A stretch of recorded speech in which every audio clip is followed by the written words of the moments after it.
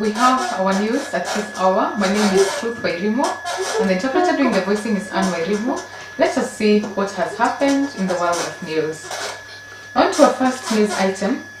The government has launched a new initiative to improve access to education for children with disabilities. The initiative, which is being funded by the National Council for Persons with Disabilities, will provide new classrooms and learning materials to selected schools nationwide. One of the beneficiaries of the initiatives is Migori Primary School in Suna West Sub-County.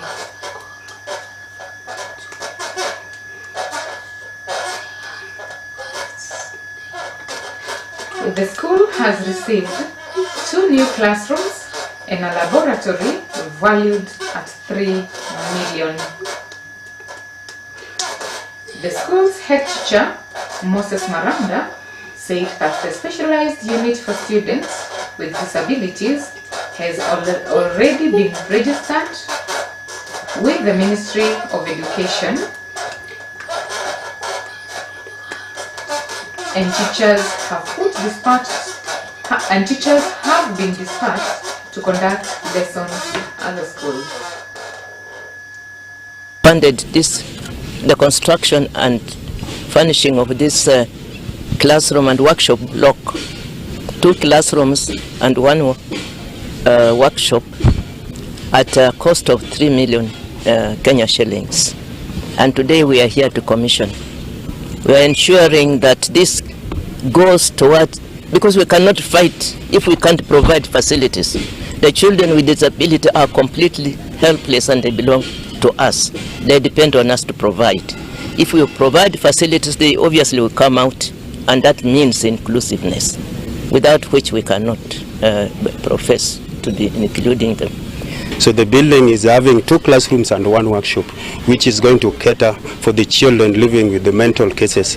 And right now in Migori Primary School, we have now a full school, which is now registered by the Ministry of Education, and even the TSC has brought in a new head teacher of the school called Migori Special School for the Intellectually Disabled. So which means the school will only handle children with.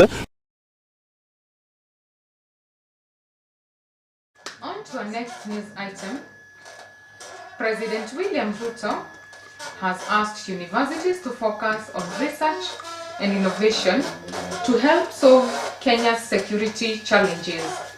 He said that research and innovation are essential for progress, and that universities need to invest in these areas to help the government address problems caused by terrorism and radicalization.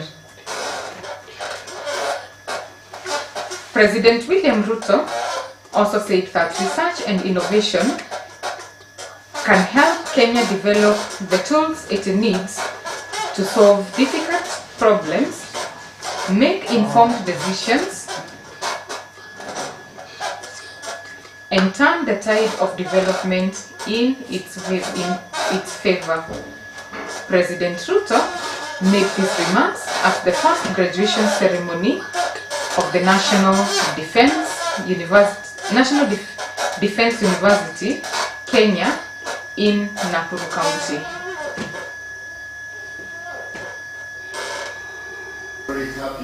Technology is going to play a big role making sure that our business people are not unnecessarily encumbered by looking for this currency and that currency to be able to trade. We will try and see whether we can take that out of the equation so that they can concentrate on enhancing trade between all our countries. It takes 15 days and 37 checkpoints for goods to move 1,000 kilometers. Clearly, there is a need to improve our trade corridors, looking at the success stories that have already taken place across the African continent.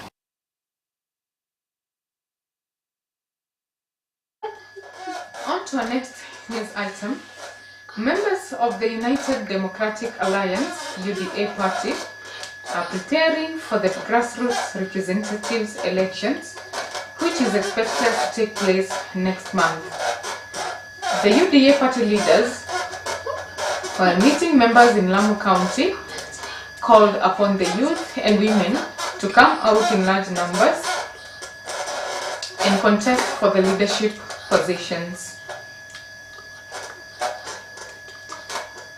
According to the leaders, the party is committed to gender and age equality in the elections. The election will be conducted in a polling station beginning December 9, 2023.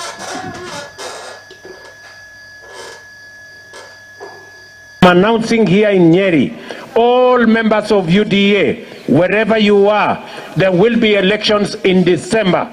We are going to announce the timetable for the elections in December so that we can build the party as an institution of governance. And we are going to make sure that we build a national party that is going to unite the country, unite communities, unite interests from every corner. Mujue kwamba ni lazima uwe umejiandikisha kama mwanachama wa UDA. Tunaenda kuacha vitabu hapa, tuhakikishe tuunganishe Kenya. Na mimi nataka niwahakikishie serikali hii ambayo Mungu ametubarikia kupitia kwenu, tutatumia kuunganisha taifa lote la Kenya na tuweze kutembea pamoja. Wale ambaye tutapewa nafasi, the privilege to serve by the president, give it your all. I want to assure you that we'll do our best and we shall not fail you.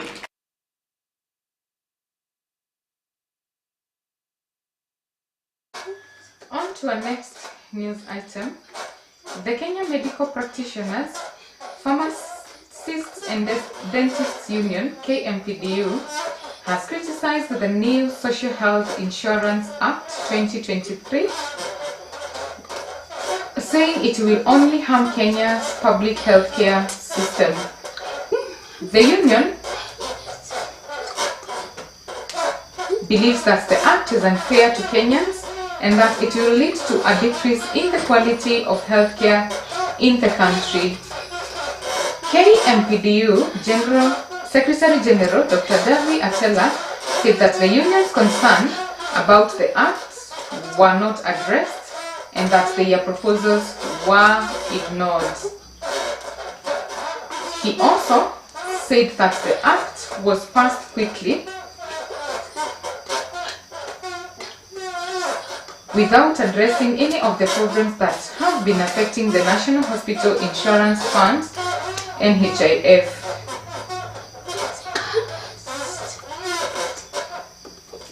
The union is calling on the government to repeal the act and to start over with a new law that is fair to all Kenyans. The primary fund and the chronic fund being taxpayers' money, you cannot access these funds if you're not contributing. You cannot access these funds if you are in the informal sector and you're unable to pay. So this makes this bill quite, in an essence, not able to increase the quality of care as it ought to be, but it looks strongly in a way that it is just manipulated to drive the agendas of particular private interests. This is a huge clawback. Health is a right. Most importantly is the fact that we are likely to get less, whether we are the informal sector, because you must pay upfront for a whole year, and or they throw in a package that if you cannot pay, we will give you a loan. What is wrong with this government and loans? Rights are rights. They should not be accessed through loans.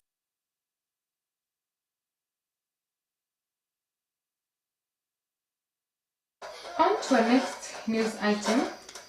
2 foreign suspects have been arrested in Migori town while transporting restricted explosive substances believed to have originated from neighboring Tanzania.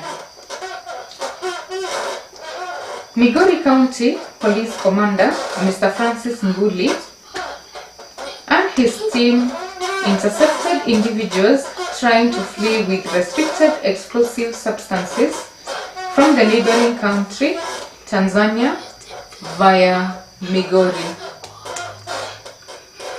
Speaking at the Migori police station, Mr. Nguli said the police swiftly acted on the matter and they were able to identify and apprehend the suspects who were attempting to smuggle the dangerous materials.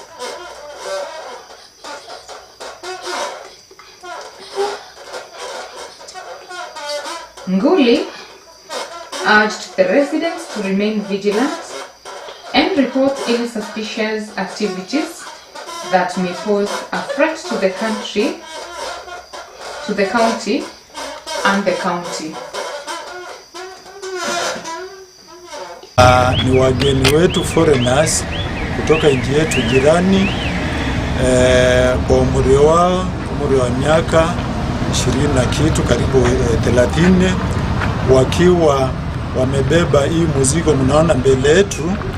Hapa kuna carton 25 ambazo kila carton imebeba zile tunaitanga vilipusi ambazo ni restricted explosive substances ambazo zinatumika kwa uchimbaji wa madini na wale ambao tumepata. Kwa ujumla hizi carton ambazo ni 25 kila moja inabeba kiwango cha 25 kilo 25 kijumlisha itakuja kilo 625.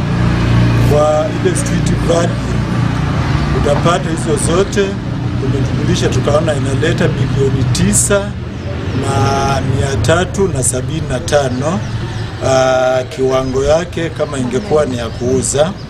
Na hizi kulingana na uchunguzi wetu zilikuwa zinatoka nchi jirani zikielekezwa kaunti moja yetu ya nchi yetu wa Kenya, na ndio tukapata au washukiwa wawili na hii mzigo ambao mnaona hapa.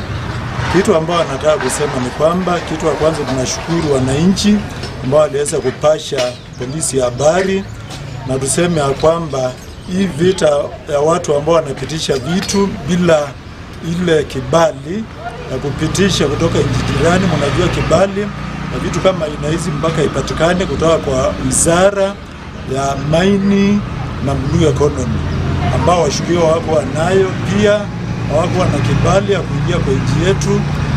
Kwa hivyo hiyo ni makosa ambao kati ya yale kumaliza uchunguzi wataweza kufikishwa kwa mahakama waweze kujibu hiyo maswali. Kwa hivyo maafisa wetu tuko ngangari, tuko very much alert kuhakikisha kwamba Migori haitakuwa ni njia ya kupitisha vitu ambazo hazilingani na sheria zetu za nchi yetu. On to our next news item.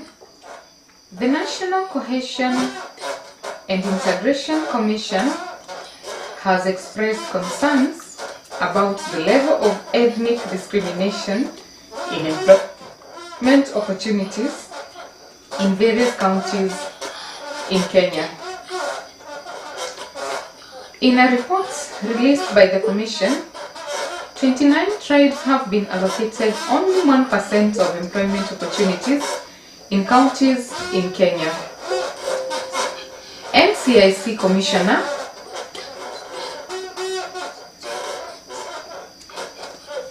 Abdulaziz Farah said that the tribal imbalance in employment is a serious problem that needs to be addressed. The Commissioner urged the counties to take steps to address the tribal imbalance in employment by developing policies and practices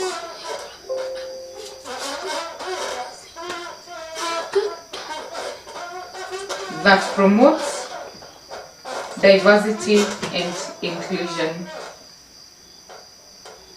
In 2016, they were very compliant, very compliant, 49.1% at that time. But today, They have 91.45% of the dominant tribe taking up all the jobs in this county. Now, just imagine that, and because of time, we won't go through all the counties, but allow me just to pick up an analysis that you can look at. If you look at the improved counties, Nairobi was at 11%, right? That was the highest, right? Remember that? Now look at the worst regress. What's the percentage?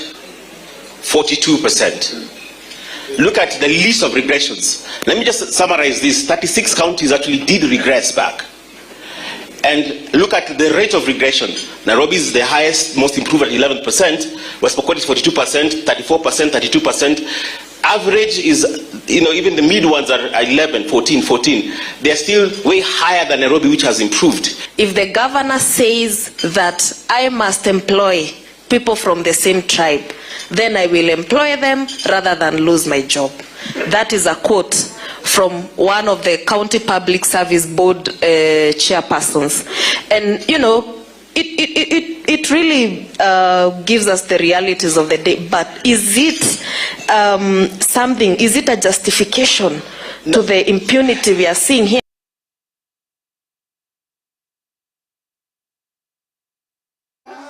Now we have a short commercial break, and soon we shall be back with the sports items.